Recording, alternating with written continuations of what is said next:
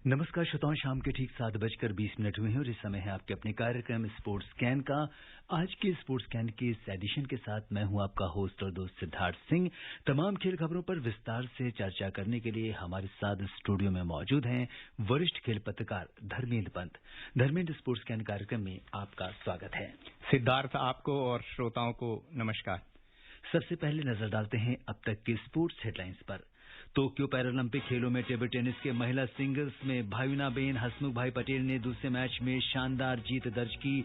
वहीं सोनलबेन मनुभाई पटेल को हार का सामना करना पड़ा। भारत और इंग्लैंड के बीच 5 टेस्ट मैचों की श्रृंखला का तीसरा मुकाबला लीड्स में जारी। आईसीसी ने अंडर 19 पुरुष क्रिकेट विश्व कप क्वालिफायर्स को कोविड-19 के कारण रद्द किया और वीनस विलियम्स और सोफिया केनिन ने यूएस ओपन टेनिस टूर्नामेंट से नाम वापस ले लिया है।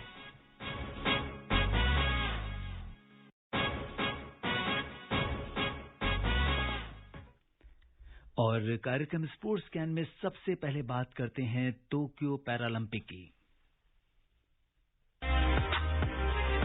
कुछ ऐसे हैं जो पूछे क्या कर पाएगा, क्या अपनी मिट्टी खातिर तू लड़ पाएगा।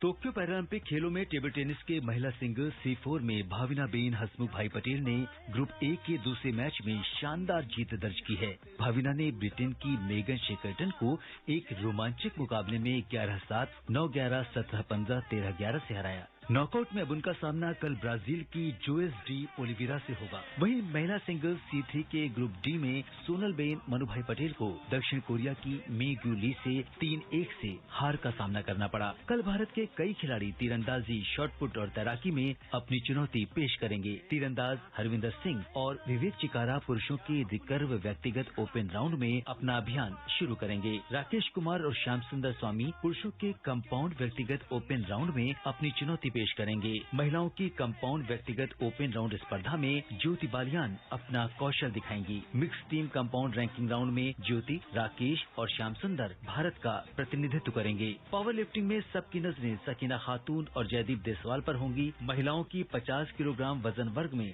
सकीना, जबकि पुरुषों के 65 किलोग्राम भार वर्ग में जयदीप पदक जीतने का जोर लगाएंगे। तैराक सुयश यादव 200 मीटर व्यक्तिगत मेडले SM7 दौर में भाग लेंगे। वहीं पुरुषों के शॉटपुट F55 श्रेणी के फाइनल में टेकचंद अपना दमखम दिखाएंगे।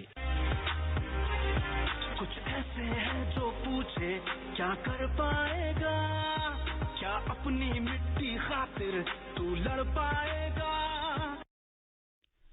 और पदक तालिका में चीन 8 स्वर्ण के साथ पहले, 6 स्वर्ण के साथ ब्रिटेन दूसरे और 6 स्वर्ण के साथ ही रूस पैरालंपिक समिति यानी RPC तीसरे स्थान पर है। और सबसे पहले अपनी चर्चा की शुरुआत धर्मेंद्र करते हैं कि जिस तरह से जो आज टेबल टेनिस का जो मुकाबला था और भाविना ने जो शानदार प्रदर्शन किया है और बड़ा ही रोमांचक मैच रहा और अगले राउंड में वो पहुंची हैं। देखिए, कल उन्होंने जो चीनी खिलाड़ी को था, क्योंकि चीन निश्चित तौर पर टेबल टेनिस में शीर्ष देश है, वहां भी उन्होंने अच्छा प्रदर्शन किया था, लेकिन बाद में वो लय नहीं बना पाई थी। आज जिस हिसाब से उन्होंने खेल दिखाया, पहला गेम उन्होंने ऐसा लग रहा था कि बहुत अच्छी लय में है, 8 मिनट में जीत लिया, लेकिन दूसरे गेम में उनकी प्रतिद्वंदी ने बहुत अच्छी वापसी की। और उसके बाद के दोनों गेम देखिए कि कहीं पर भी आपकी अगर एकाग्रता टूटी या आपने अपना ध्यान भटकाया या आपने अपने दिमाग में कहीं भी कोई नेगेटिव थॉट, नकारात्मक विचार रख लिया, तो सीधा असर आपके खेल पर पड़ेगा। क्योंकि 17-15 से जीतना, 13-11 से जीतना, इसका मतलब अगली प्रतिद्वंदी बिल्कुल आपको चुनौती दे रही थी। और आप कहीं ना कहीं जो होता है ना कि कई बार आपको महत्वपूर्ण मौकों पर, महत्वपूर्ण अवसरों पर अंक बनाने होते हैं, वही काम यहां पर भाविनाबेन ने कहा और उन्होंने बाद में स्वीकार भी किया कि मैं यही कोशिश कर रही थी कि मेरा ध्यान भटके नहीं, कहीं मैं एकाग्र बनी रहूं और सिर्फ अपने खेल पर ध्यान दूं, सिर्फ गेंद पर ध्यान दूं। और उन्होंने वादा किया है कि आगे वो इससे बेहतर प्रदर्शन करेंगी। निश्चित तौर पर भाविना ने जो खेल दिखाया है और जैसा कि आपने भी, हम सब ने उस मैच को देखा, बिल्कुल नेक टू नेक ये मैच चल रहा था। हालांकि कल वो अपना मुकाबला हार गई थी, तो कहीं ना कहीं एक होता है कि जब आप अपना पहला ही जो मैच होता है वो हार जाते हैं तो आपके अंदर शायद कहीं ना कहीं वो निराशा भी आ जाती है। लेकिन उन्होंने जिस तरह से कमबैक किया और एक कड़ी चुनौती दी, तो वो मैच वाकई में अगर कई खिलाड़ी तो जीतता ही है, लेकिन कई बार जो दर्शक होते हैं जो उस मैच को देख रहे होते हैं उनके लिए भी बहुत बड़ा रोमांच होता है। देखिए ये होता है कि जब आप कहीं भी अंतर्राष्ट्रीय स्तर पर खेल रहे होते हैं तो स्वाभाविक है कि आप मानसिक रूप से इतने मजबूत होते हैं कि आपको पता है कि ये मैच मेरे लिए करो या मरो वाला मैच है जी। वहां पर यही था, क्योंकि उनके वर्ग से दो खिलाड़ियों को आगे बढ़ना था। चीन की खिलाड़ी लगभग तय कर चुकी थी कि वो नॉकआउट में जगह पक्की कर चुकी थी। इनको अगर दूसरे नंबर पर रहती हैं तो नॉकआउट में पहुंच जाएंगी। तो इन्होंने वही किया। उनको पता था कि ये मैच वही है कि जो कहते हैं ना कि ये या तो आर या पार। जी बिल्कुल। तो स्वाभाविक था कि वो जिस तरह से उन्होंने खेल दिखाया वो कहीं ना कहीं इस प्रतिबद्धता के साथ गई थी कि उनको मैच जीतना है और नॉकआउट में पहुंचना है। अब देखते हैं नॉकआउट में सीधा ये है कि आप कैसे आगे प्रदर्शन करते हैं, क्योंकि जो ब्राजीली खिलाड़ी जिससे उन्होंने भिड़ना है जो ओलिवेरा से, तो मुझे लगता है कि भले वो दूसरे ग्रुप से टॉप पर रही हैं, लेकिन लगता है कि कहीं ना कहीं भाविनाबेन उन पर ज्यादा ये कह सकते हैं कि जीत के प्रबल दावेदार के रूप में उनके खिलाफ शुरुआत करेंगी। बिल्कुल। तो उम्मीद है कि कल वो बेहतर प्रदर्शन करेंगी और अपनी जीत का जो परचम है उसे कल भी लहराएंगी। वहीं दूसरी ओर महिला सिंगल्स C3 के ग्रुप डी में जो सोनलबेन मनुभाई पटेल का सामना दक्षिण कोरिया की म्यूग्यू ली से हुआ और उसमें उन्हें हार का सामना करना पड़ा। ये मैच थोड़ा सा जो है यहाँ पे क्योंकि निश्चित तौर पर ये इसलिए क्योंकि इन दोनों खिलाड़ियों को टेबल टेनिस में एक उम्मीदें, जो भारत की कुछ पदकों की उम्मीद लगी हुई है जिन खेलों में एथलेटिक्स से लेकर विशेषकर जैसे जेवलिन थ्रो में है या फिर आर्चरी में कुछ खिलाड़ियों पर है, वैसे ही टेबल टेनिस में इन दोनों खिलाड़ियों को ये माना जा रहा था कि ये दोनों खिलाड़ी जो है पदक ला सकती हैं। भाविनाबेन ने उम्मीद जगा दी है, लेकिन सोनलबेन ने जिस हिसाब से वो हारी हैं और जिस हिसाब से मतलब वो आसानी से हार गई, कहीं ना कहीं उन पर दबाव रहा होगा कि पहले मैच जो आपने पहले बात की थी ना कि एक दबाव बन जाता है, तो कई खिलाड़ी मानसिक रूप से उतनी मजबूत, कहीं ना कहीं खिलाड़ियों को वहां पर मानसिक मजबूती की जरूरत पड़ती है और वो अपने खेल कौशल के अलावा। और फिर दूसरा ये है कि जब पैरालंपिक की बात होती है तो उनके अलग अलग कैटेगरीज होती हैं, उस कैटेगरीज में कौन सी खिलाड़ी किस हिसाब से है, तो आपके पास प्रतिस्पर्धा बहुत कम होती है लेकिन चुनौती बड़ी मुश्किल होती है। बिल्कुल, चुनौती बहुत मुश्किल होती है और किसी भी पदक के लिए जब हम फाइनल राउंड तक पहुंचते हैं तो वो सफर जो है वो जीत का सफर होता है और जीतना इतना आसान नहीं होता। और अगर हम कल होने वाले मैचेस की बात करें तो भारत के कई खिलाड़ी, अगर हम तीरंदाजी की बात करें, शॉटपुट है और तैराकी है, इनके इवेंट्स कल होने हैं। और तीरंदाजी की अगर हम बात करें तो हरविंदर सिंह और विवेक चिकारा ये कल अपने अभियान की शुरुआत करने वाले हैं। तो क्या कुछ कहेंगे इनके प्रदर्शन के बारे में? देखिए, मुझे लगता है कि 3 खिलाड़ी ऐसे हैं, 3 तीरंदाज ऐसे हैं, हरविंदर सिंह है, विवेक चिकारा है और विशेषकर राकेश और श्याम सुंदर जी। राकेश, इन तीनों से पदक की उम्मीद की जा रही है और हो सकता है कि भारत कल अपना पहला पदक भी जीत जाए या किसी तरह से, क्योंकि इन तीनों खिलाड़ी जैसे कि हरविंदर ने जिस हिसाब से एशियन पैरा गेम्स में, पैरा खेलों में 2018 में गोल्ड जीता, फिर एशियन पैरा आर्चरी चैंपियनशिप में ब्रॉन्ज जीता।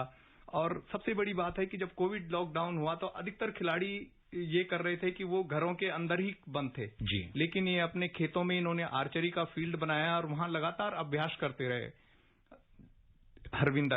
तो मुझे लगता है कि कहीं ना कहीं वो फॉर्म में है, लय में है, तो उनसे ज्यादा उम्मीदें की जा रही हैं। और चिकारा का जहां तक है तो वो एशियन पैरा चैंपियनशिप के गोल्ड मेडलिस्ट हैं, जबकि ये कहा जाता है कि आर्चरी में जब भी बात आती है तो एशियन जो एशियाई देश हैं उनकी ज्यादा जिक्र होता है। कोरिया हुआ, चाइना हुआ, इन देशों से ज्यादा कड़ी टक्कर आपको मिलती है। तो अगर एक एशियाई स्तर पर आप अच्छा प्रदर्शन करते हैं तो इसका फर्क आपको पैरालंपिक या बड़े स्तर की जो अंतर्राष्ट्रीय प्रतियोगिताएं होती हैं उन पर भी फर्क पड़ता है। और जहां तक जी, अगर महिलाओं की अगर हम बात करें तो कंपाउंड व्यक्तिगत ओपन राउंड स्पर्धा में ज्योति बालियान जो है वो कल अपना जौहर दिखाने वाली हैं। इसके अलावा मिक्स टीम कंपाउंड रैंकिंग में ज्योति, राकेश और श्याम सुंदर जो है ये प्रतिनिधित्व करेंगे। तो काफी सारे इवेंट्स हैं और जैसा कि आपने बताया कि हमारे खिलाड़ी जो है अपना दमखम दिखाने के लिए पूरी तरह से तैयार हैं और एकदम उम्मीद भी की जा रही है कि इस फील्ड में भारत अच्छा प्रदर्शन करेगा। ज्योति की जहां तक बात है, ज्योति की आप जिक्र कर रहे थे, ज्योति के लिए एक भावनात्मक भी एक जुड़ा हुआ है, क्योंकि बीच में वो मानसिक रूप से बहुत परेशान रही। उनके पिताजी का अचानक देहांत हो गया था और कहीं ना कहीं उनको ये इस वादे के साथ वो वहां गई हैं कि वो अपने पिताजी के लिए गोल्ड या कोई भी पदक जीतेंगी, पोडियम पर पहुंचेंगी। तो एक कुछ इस तरह की जो प्रेरणा होती है ना, वो कहीं ना कहीं खिलाड़ी को प्रेरित करती है और उनको अच्छा प्रदर्शन करने के लिए, और मतलब ये है कि किसी भी तरह से उनको जीत दर्ज करनी है। नहीं, बिल्कुल धर्मेंद्र, ये ना सिर्फ उनके लिए बहुत गौरव की बात होगी बल्कि देश के लिए भी बहुत गौरव की बात होती है जब आप इस तरह का प्रदर्शन करते हैं, पोडियम फिनिश करते हैं और देश का नाम पदक तालिका में रिफ्लेक्ट होता है। पावर लिफ्टिंग की बात करें तो सकीना खातून और जयदीप देसवाल, ये दोनों ऐसे खिलाड़ी हैं कि जो काफी उम्मीदें हैं इनसे। कल इनके भी राउंड्स होने वाले हैं। हाँ, देखिए कहीं ना कहीं जब हम सकीना खातून की बात करते हैं, क्योंकि वो लगातार अच्छा प्रदर्शन करते रहे हैं, तो जब आप एक खिलाड़ी लय में होता है, लेकिन वही बात आती है कि जब आप बड़े मंच पर जाते हैं तो बड़े मंच पर आपका प्रदर्शन, आप दबाव को कैसे झेल पाते हैं, ये काफी हद तक निर्भर करता है। वहीं जैसे अभी गोला फेंक की बात है, गोला फेंक में टेकचंद है, तो टेकचंद जो उनमें 8 खिलाड़ी उस फाइनल में भाग लेंगे उनके ग्रुप में, क्योंकि अलग अलग उसमें कैटेगरीज होते हैं, उनके कैटेगरीज में भाग लेंगे, तो उसमें उन्होंने सबसे कम, मतलब जो बाकी खिलाड़ी हैं वो सब 10 मीटर से ज्यादा गोला फेंक चुके हैं। उनका 10 मीटर तक भी उनका व्यक्तिगत प्रदर्शन सर्वश्रेष्ठ नहीं है, सत्र का प्रदर्शन नहीं है। तो ऐसे में खिलाड़ी से ये कह सकना कि वो बहुत अच्छी, उनको अपना सर्वश्रेष्ठ प्रदर्शन करना। बिल्कुल, और आपने टेकचंद की बात करी तो यहाँ पे अपने श्रोताओं को बता दें कि इन सब जितने भी ये पैरालंपिक में खिलाड़ी भाग ले रहे हैं, इनकी एक ऐसी कहानी है जो हमें प्रेरणा देती है। अगर टेकचंद की अगर हम बात करें तो ITI करने के बाद एक कंपनी में वो काम कर रहे थे और एक दुर्घटना में उन्हें लकवा मार गया था और 10 साल बाद इन्होंने पैरा खेलों के बारे में सुना, फिर इनकी जिंदगी बदल गई है। 10वीं रैंकिंग है टेकचंद की भाला फेंक में और 28वीं रैंकिंग है गोला फेंक में। 2018 में जकार्ता में एशियाई पैरा खेलों में गोला फेंक में इन्होंने कांस्य पदक जीता था और 2018 में विश्व पैरा एथलेटिक्स ग्रां प्री में रजत पदक जीता था। तो बड़ा कामयाबी भरा सफर रहा है। कहां से शुरुआत किया और कहां पहुंचे, ये हर पैरा एथलीट से बात जुड़ी है, क्योंकि कहीं ना कहीं उनको, अब कई एथलीटों को देखेंगे कि उनको गलत इलाज दिया गया जी, उनका सही तरीके से उनकी चिकित्सा नहीं हो पाई थी और उसके कारण उनका या तो हाथ या पांव में कोई दिक्कत आ गई।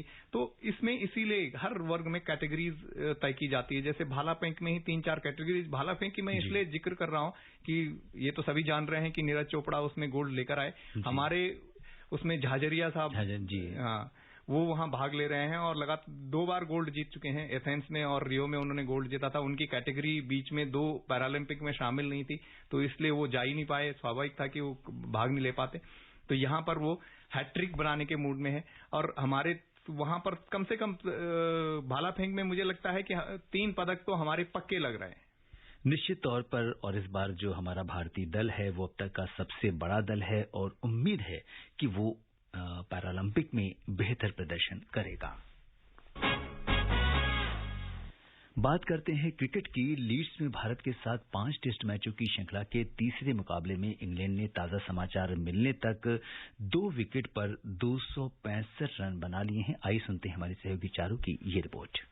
इंग्लैंड ने कल भारत के पहली पारी में 78 रन के जवाब में अपनी पारी मजबूत करते हुए भारत पर अच्छी बढ़त बना ली है। रोरी बर्न्स ने 61 रन की पारी खेली और उन्होंने अपने टेस्ट करियर का 10वां अर्धशतक बनाया। हसीब हमीद 68 रन बनाकर आउट हुए। रविंद्र जडेजा और मोहम्मद शमी ने एक विकेट लिए। इससे पहले टीम इंडिया 78 रन पर सिमट गई। ये भारत का इंग्लैंड के खिलाफ टेस्ट में तीसरा और ओवरऑल 9वां सबसे छोटा स्कोर है। भारत ने अपने आखिरी 5 विकेट 11 रन और 28 मिनट के अंदर गंवा दिए। भारत के सिर्फ 2 बल्लेबाज दहाई का आंकड़ा छू सके। रोहित शर्मा ने 19 और अजिंक्य रहाणे ने 18 रन की पारी खेली। इंग्लैंड की ओर से जेम्स एंडरसन और क्रेग ओवरटन ने 3-3 जबकि ओली रॉबिन्सन और सैम करन ने 2-2 विकेट लिए। बर्न्स और हसीब के बीच हुई पार्टनरशिप पिछले 10 साल में उनके होम ग्राउंड पर भारत के खिलाफ पहली ओपनिंग सेंचुरी पार्टनरशिप है। इससे पहले 2011 में एडवेस्टेन में एंड्रयू स्टार्स और एलिस्टेयर कुक ने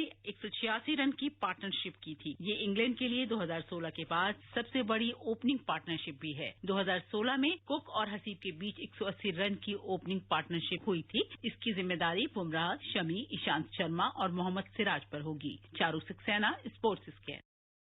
जी हाँ, इंग्लैंड ने 2 विकेट के नुकसान पर 266 रन बना लिए हैं और जो रूट अभी क्रीज पर हैं 62 रन बनाकर 74 गेंदों में 62 रन उन्होंने बनाए हैं।